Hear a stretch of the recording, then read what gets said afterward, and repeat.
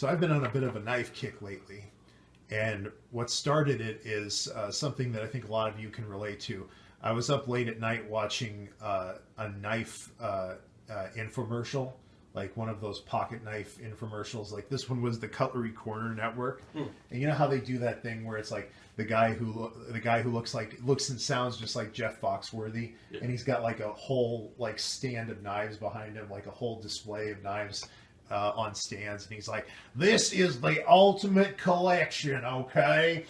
This is stuff. It's old stock. It's old new stock. You won't see it. You won't ever see it again. You'd better pick up that phone or you will miss out on a lifetime opportunity. And by the way, if you order in bulk, you got yourself a business in a box. That's what you got. It's a business in a box." Oh, wow. Yeah, because what they do is they sell to you basically wholesale price. And then it's for like giving away to like customers or selling for like $1 or $2. Yeah. And the theory is that you make money on it, but you actually don't make money. Shitty pyramid scheme. What happens is you're stuck with a bunch of knives most of the time. But it's one thing if you're giving them away as gifts to your customers, like around Christmas or something. But I enjoy those infomercials just for entertainment. You know, they're just kind of entertaining because they do have some cool knives on there, and it got me thinking about the knives that I own. And I do own some knives. I have a whole knife collection that I got from my dad. Most of those are not terribly notable, but the two most notable ones are this one, which I'll get into the story behind that, and then my Swiss Champ, which I've made a video about, and I'll link the video in the description, although that's one of my most disliked videos for some reason. Huh, I thought that was one of your more viewed videos, too. It gets a lot of views, but it also gets a lot of dislikes, but it doesn't get a lot of comments. So it's like, you know... There's no feedback on why people get pissed off. People just don't like the Swiss Champ, maybe. I think it's that knife people tend to be very opinionated, which is kind of scary. But, yeah, so, like, go ahead and tell me what I'm doing wrong. They probably think I'm talking too much or something. Yeah, like just shut the hell up. Just show us the functions. Just show us the functions and shut up. But I got that Swiss Champ. I ordered it online for my 30th birthday, and then this knife. This is just a simple pocket knife. And what's cool about this thing? See, it has a thumb stud, so you can open it up like that. I got this from Dollar Tree about 15 years ago, and I mean, for $1, that's a pretty nice knife, I think. Yeah. I mean, it's got the thumb stud, so you can open it up one-handed. It locks. It's half serrated and half plain edge, so you can. You never cut yourself with the knife. You never had issues with it. I gotta tell you, man, this knife has seen a lot of action. Okay. If this thing could talk. It's seen things, man. It has seen things. I have carved so many jack-o'-lanterns with this mother. Like, you know, it has had quite a life, you know. Now, honestly, that is what I've done with this thing is like, for the most part, is like, I kept it at my place, and like, I would take it out to carve jack-o'-lanterns. Like that was kind of one of the main, you can actually see like where the jack-o'-lantern, the pumpkin juice kind of like dried on it and like kind of damaged the plastic a little bit. The acid in the pumpkin guts. Trying to jack off the pumpkin. But actually, I've used it for quite a few things over the years. I mean, hell, $1 for this thing. I mean, it's not fancy or anything. You're not going to find something like that at Dollar Tree now. Not these days, no. But yeah, it's got all that stuff. And then another cool thing about it is that because of the stud, it stands up on its own. You don't need a stand for it. It stands up by itself, which isn't terribly special. I mean, a lot of thumb stud knives do that, but it makes a cool kind of almost like a fidget toy. It's like a fidget toy for men. Fidget spinner with it. They won't let you to death. They won't let you take this into the classroom when you're taking your exam. But fidget spinner. Yeah, I mean, back when say my dad was a kid, you know, like a boy could take this into the classroom and people wouldn't think anything of it. Yeah. Like it was not a switchblade would be an issue because like in the 50s most states outlawed switchblades, and we'll get into that later in the video. The laws in Iowa, which is where we are. But here's another cool thing. This thing is an unintentional rattleback. That's something that when I was kind of playing around with it, I discovered that recently, and I actually brought a real rattle back here. This is another thing. This is almost like a retrospective video, because I'm showing other things that I've made videos about. Well, and it's almost like a multi-tool. Is what you're. Well, this is a multi-tool because it's also a magnifying glass. No, I'm saying the knife is too. Yeah, kind of showing how an object can have a lot more features to it than meet the eye. But see how this thing, it spins easily clockwise, but then when you try to spin it counterclockwise, it rattles to a stop and turns the other way. And this thing does the same thing when it's opened up like this. It spins up, and it may take a couple of tries because it's not ideal. It's not a perfectly, because it's an unintentional rattleback. But you see how it spins easily that way, then you try to spin it this way, rattles to a stop. And if you do it just right, it'll rattle to a stop, and it'll actually start turning the other way. It's going to take a few tries to do this.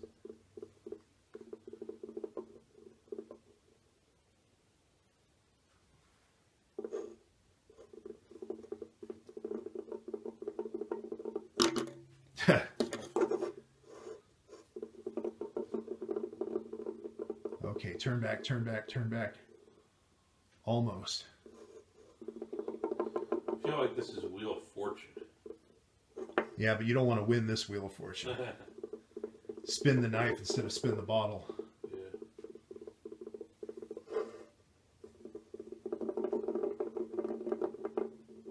Oh, damn it.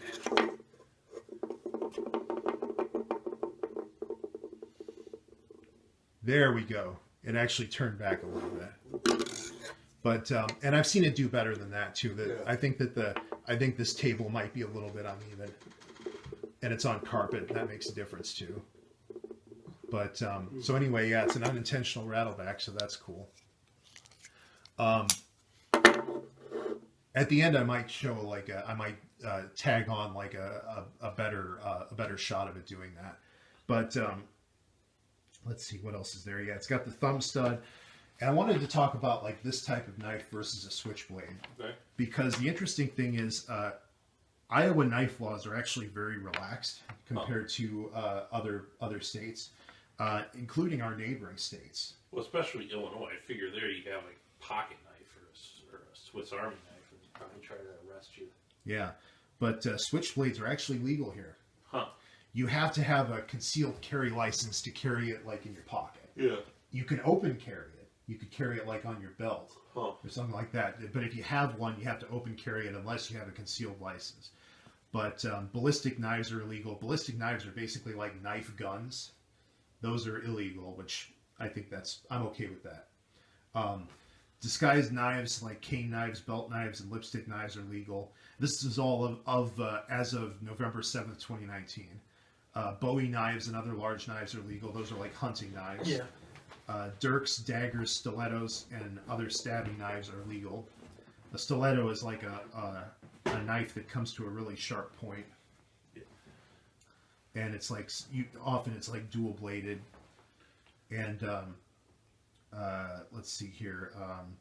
Yeah, switchblades and automatic knives are legal, and balisong knives are legal, which are also known as butterfly or fan knives. And you've seen those. Those are the ones that flip open. There's a knife of mine I'm going to grab real quick. Okay. Yeah, so yeah, what you have here with the thumb stud, this is not an automatic knife, it's manual. But you can still open it up pretty quick. And I have to say, honestly, like, did you know that in England, a knife like this would be illegal? Wow. I don't know about all of England, but definitely in London, which is kind of odd because London has had issues with certain people carrying daggers around, and like they seem to be able to get away with it just fine. Yeah. But yeah, that's probably their culture though. But for some reason, a simple pocket locking knife, that's what makes it illegal, is the fact that it locks. So that would be illegal in most parts of England. But it turns into a shank. Yeah. So what have you got there? Well, do you want me to share it with it? It's a yeah. It said cane knife. Oh, it's like a sword. Wow. Did I ever share this with you before? No. Oh yeah. So, you made me think about it. I just wasn't planning on shooting a video, and Yeah. here's the rest of it. We'll cut ourselves. And that's actually legal too. Yeah, just don't take it to a federal courthouse. Yeah. There's a guy who got in trouble for doing that. Well, that's the thing. Like, have you ever seen the movie 12 Angry Men? Yeah, years ago. It's one of my favorite movies, and there's a scene in that movie where the guy takes out a knife to prove that the knife that they're looking at isn't very rare. Yeah. And he takes the knife out of his pocket and he sticks it into the table. Mm-hmm. These days, you wouldn't even be able to get that knife into the courtroom. But of course, this was back in the 50s. Yeah. Before they, but these days you'd have like metal detectors and, so. Probably face a felony charges for bringing. Yeah, just for any knife. Yeah, like any knife, let alone a switchblade, but especially a switchblade, which those were illegal even back then. But these days, you wouldn't even be able to get that into the courthouse. Yeah, I got that in Colorado. That king was pretty cool. Yeah, but let's see here. What have we got? We've got So the fact that this thing is manual, I'm not terribly interested in carrying a switchblade around, and I'll tell you why. I mean, you can open this. I can flick this thing open so easily. But another aspect is, if somebody came at me with a switchblade, don't get me wrong, I'd be terrified. Mm-hmm. But if somebody took out this kind of knife and did that and started coming towards me, I would be even more terrified. Yeah. Because like a guy with a switchblade comes at you, you think of him as like maybe like a punk who's going to stab you and then run off, or before the police come. A guy who does this, a guy who does that and comes at you, he's going to gut you. Because that's like a hunter. That's like what a hunter would do. He's not worried about speed. He's going to take his time. So to me, that's like even more nightmarish. As scary as switchblades are, that's almost scarier. So you're gonna have to put a content warning on. Well, this one. I don't know, whatever. But no. Here's the thing, though. I don't consider this a weapon. Like honestly, I don't consider knives, like pocket knives, weapons, except as very absolute last resorts. And welcome to part 2. As often happens, the video cut out on this camera because it doesn't have very much storage space, and it's an iPhone, so I can't just put an SD card in it, which is kind of shitty. But what I was talking about, where we left off, before I get back to that, I want to clarify something about the rattleback aspect of this pocket knife. The reason that it's a rattleback and that it has that spin bias is actually because of the belt clip.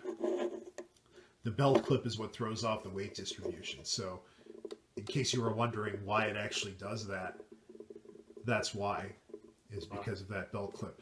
But I actually shot like a short video that I'm going to tag on to the end of this video, showing a really good spin where it actually does rattle back. So if you watch until the end of this video, or I guess skip till the end if you want, you'll get to see that. But getting back to what I was talking about before the video cut off, I was talking about why if you have a pocket knife, you really shouldn't think of it as a weapon. And I'm going to give you like basically fatherly advice, because this is the advice that my dad gave, and I've heard of a lot of, I think this is the kind of advice that a lot of fathers give their sons about pocket knives and about safety and about, what to do in different situations. And I would say you don't want to consider a pocket knife a weapon, except maybe as an absolute last resort, because for a few reasons. There's the old saying, don't bring a knife to a gunfight. Yeah.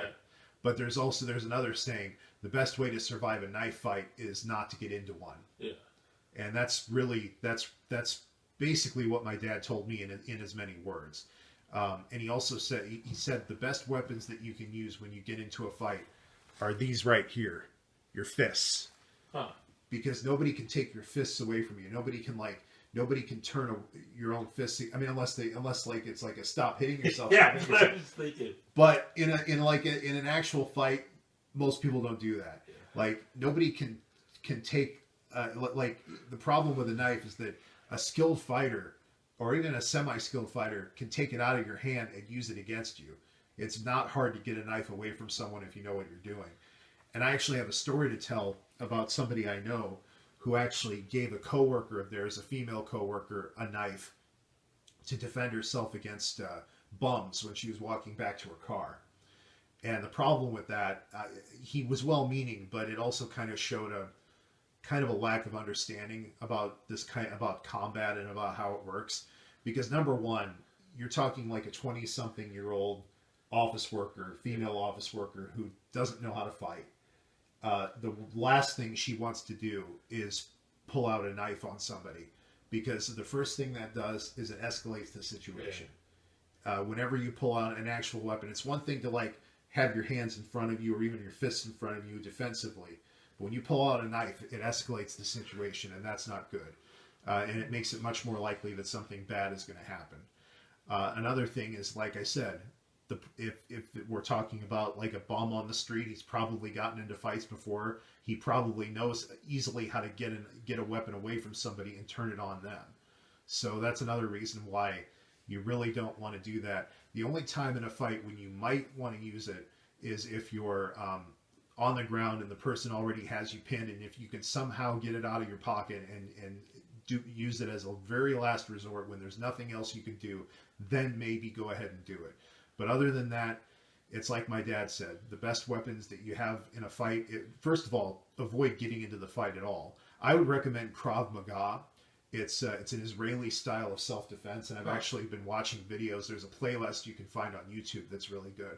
I've actually been watching that, and it's really good. It's almost like martial arts. It's really more just kind of self-defense technique, but it's what the Israeli army uses, and it's really handy. It's very practical. It makes a lot of sense, and I would highly recommend that. And I would not recommend using a knife as a weapon. I would recommend primarily using it as a tool. That'd be a cool video to watch.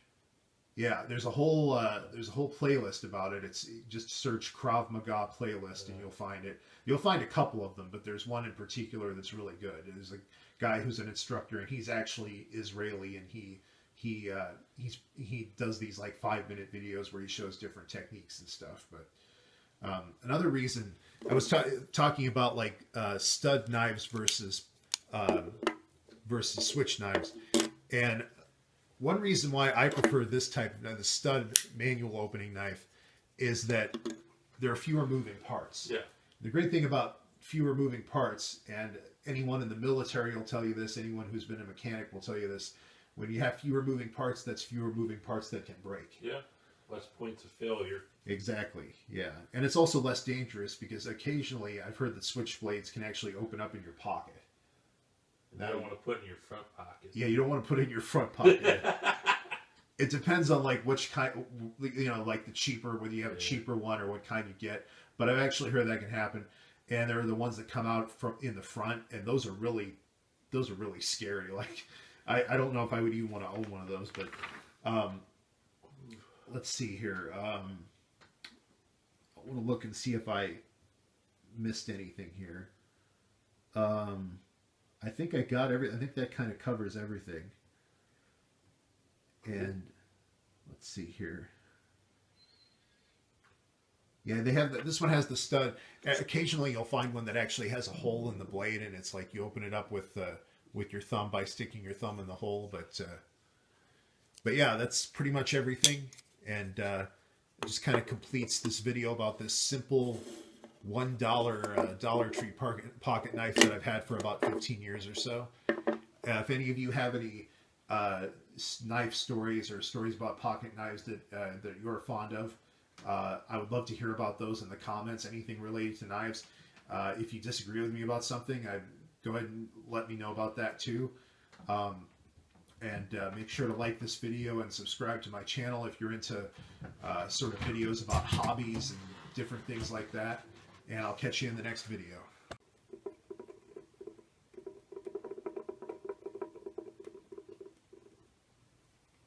There we go.